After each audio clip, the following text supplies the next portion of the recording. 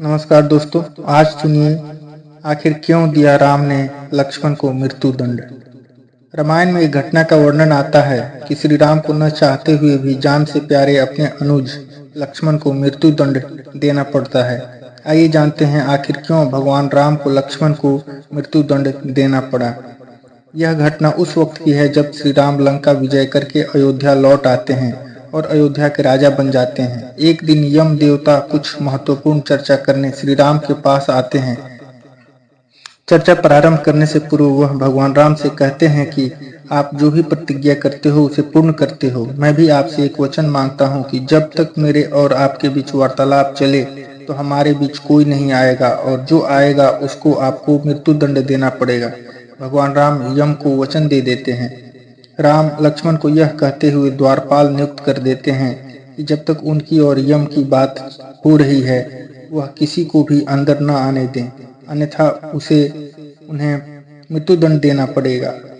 लक्ष्मण भाई की आज्ञा मानकर द्वारपाल बनकर खड़े हो जाते हैं। लक्ष्मण को द्वारपाल बने कुछ ही समय बीतता है कि वहां पर ऋषि दुर्वासा का आगमन होता है। जब दुर्वासा ने लक्ष्मण से अपने आगमन के बारे में राम को जानकारी देने के लिए कहा तो लक्ष्मण ने विनम्रता पूर्वक मना कर दिया। इस पर दुर्वासा क्रोधित हो गए तथा उन्होंने संपूर्ण अयोध्या को श्राप देने की बात कही।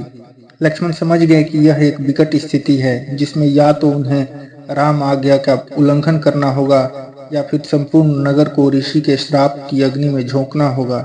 लक्ष्मण ने शीघ्र ही यह निश्चय कर लिया कि उनको स्वयं का बलिदान देना होगा ताकि वो नगर वासियों को ऋषि के श्राप से बचा सके। उन्होंने भीतर जाकर ऋषि दुर्वासा के आगमन की सूचना दी। भगवान राम ने शीघ्रता से यम के साथ अपनी वार्तालाप समाप्त कर ऋषि दुर्वासा की आवभगत की, परंतु अब श्री राम दुविधा में पड़ गए क्योंकि उन्हें अपने वचन के अनुसार लक्ष्मण को मृत्यु दंड देना था। वो समझ नहीं पा रहे थे कि वो अपने भाई को मृत्यु दंड कैसे दे, लेकिन उन्होंने यम को वचन दिया था जिसे निभाना ही था। इस दुविधा की स्थिति में श्री राम ने अपने गुरु का स्मरण किया और कोई रास्ता दिखाने को कहा। गुरुदेव ने कहा कि अपने किसी प्रिय का त्याग उसकी मृत्यु के समान है, अतः तुम अपने वचन का पालन करने के लिए लक्ष्मण का त्याग कर दो। लेकिन जैसे ही लक्ष्मण ने यह सुना तो उन्होंने राम से कहा कि आप भूल कर भी मेरा त्याग नहीं करना। आपसे दूर रहने से तो यह अच्छा है कि मैं अपने वचन का पालना करते हुए मृत्यु को गले लगा लूं।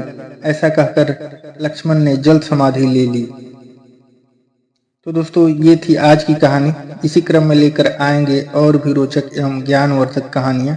कहानी यदि पसंद आए तो लाइक करें, शेयर करें और कहानी सुनिए चैनल को सब्सक्राइब करें। धन्यवाद।